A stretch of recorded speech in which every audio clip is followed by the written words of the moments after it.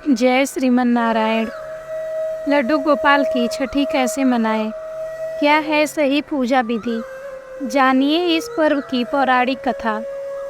कृष्ण छठी भगवान के जन्म के छठे दिन मनाया जाने वाला एक महत्वपूर्ण हिंदू त्यौहार है।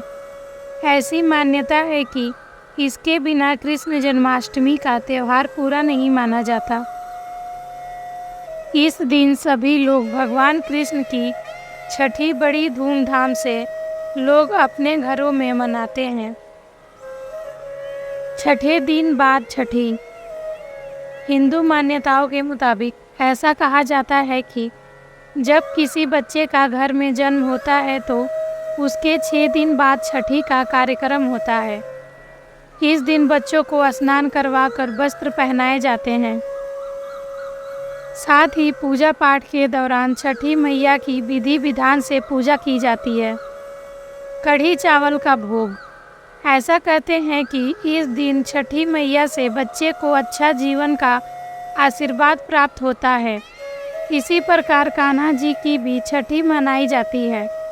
उन्हें सुबह उठाकर स्नान करवाकर उन्हें अच्छे वस्त्र पहनाए जाते हैं और उनका कढ़ी चावल से भोग लगाया जाता है। छठी की पूजा विधि। श्री कृष्ण की छठी पूजन के लिए ब्रह्म मुहूर्त में उठकर स्नान करना चाहिए। चौकी पर लाल या पीला कपड़ा बिछाकर प्रभु को विराजमान करें। इसके बाद लड्डू गोपाल का पंचामृत से स्नान करें। साथ ही उन्हें नए वस्त्र पहनाकर स्थापित करें।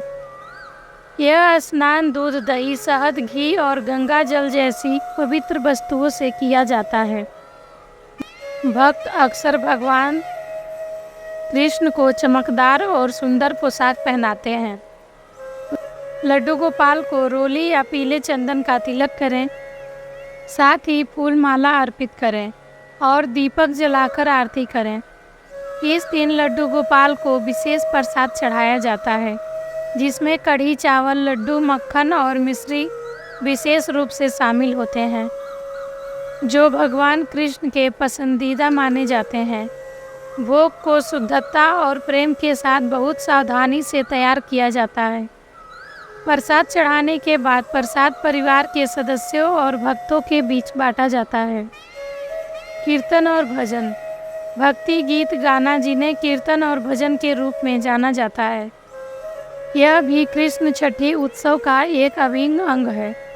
भक्त भगवान कृष्ण की स्तुति गाने के लिए इकट्ठा होते हैं, उनके बचपन की कई लीलाओं को याद करते हैं, साथ ही धूमधाम से जश्न मनाते हैं। भगवान कृष्ण के लिए उपवास। कई भक्त तो कृष्ण छठी पर उपवास रखते हैं। पूजा करने और लड्डू गोपाल को भोग लगाने के बाद ही इसे तोड़ते हैं। यह व्रत भक्ति का एक रूप है और माना जाता है कि यह परिवार के लिए आशीर्वाद और सुरक्षा लाता है। क्या है पौराणिक कथा?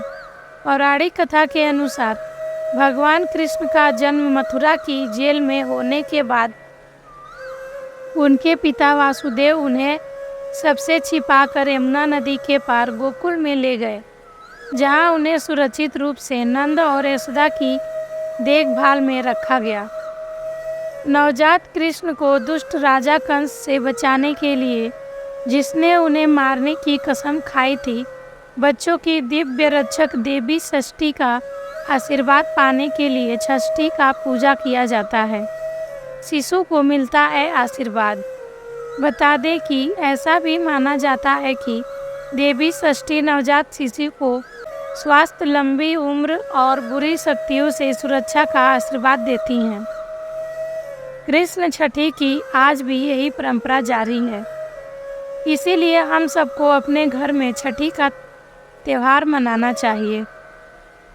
आज रविवार के दिन कृष्ण छठी मनाएं, बहुत शुभ होगा। कढ़ी और चावल का भोग तो अवश्य लगाएं। जय श्रीमन नारायण।